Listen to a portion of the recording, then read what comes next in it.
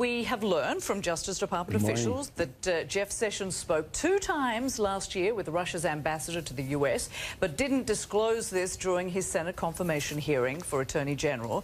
He denies any wrongdoing. So what should happen next? Should he resign or simply recuse himself from any investigation into alleged ties between Russia and Trump campaign officials?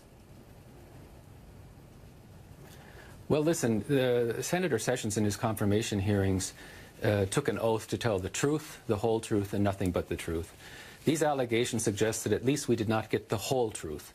So the question is, what do we do moving forward? The Justice Department is investigating the ties between members of the Trump campaign and agents of a government that has declared itself to be hostile to the United States.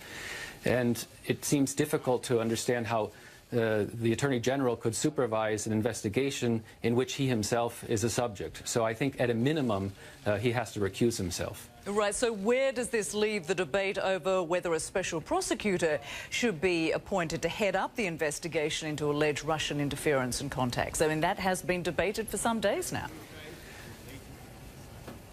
Right. I mean, a special prosecutor would, of course, be the way to go if one had the sense that the agents of the Justice Department were not able to conduct an investigation free from political manipulation or control. So far, I don't think we've gotten to that point, but that would be the logical next step. If the Attorney General refuses to recuse himself from this investigation, I think members of the Congress will have to demand that we have the appointment of a special prosecutor.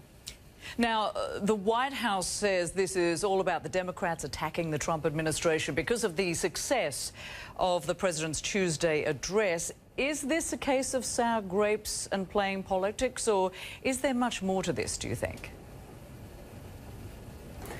Well, look, this administration has inflicted a number of wounds on itself. It seems to me that if you're trying to move a positive agenda forward, the last thing you want to do is pick a fight with the intelligence agencies by calling them un-American or partisan, by picking a fight with the press and calling the press the enemy of the American people, all the while knowing that there is some question out there about what kinds of context there were between the campaign and the Russians.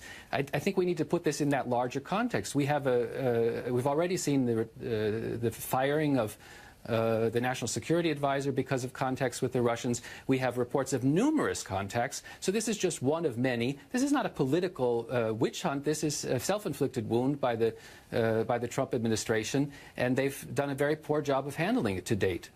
And with the early departure of former National Security Advisor Michael Flynn on day 24 of his tenure with the Trump administration, and now this issue with Attorney General Jeff Sessions, what are the optics here? And what's the likely impact on the Trump presidency? Because we're seeing no matter the chaos linked with the rolling out of the travel ban, the markets are very happy with the presidency. It doesn't seem to matter what happens, does it?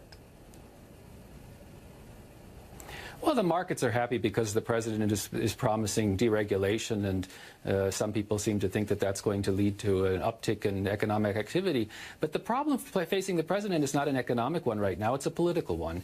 And if we have the steady flow of information suggesting that the campaign and now the administration has not been honest with the American people, has not been honest with the Justice Department, has not been honest with the FBI, has not been honest with the Congress, this crisis is going to continue to unfold. If I were the president, I would want to get out ahead of this. All right, James Davis, thank you so much for your perspective on this. Appreciate it.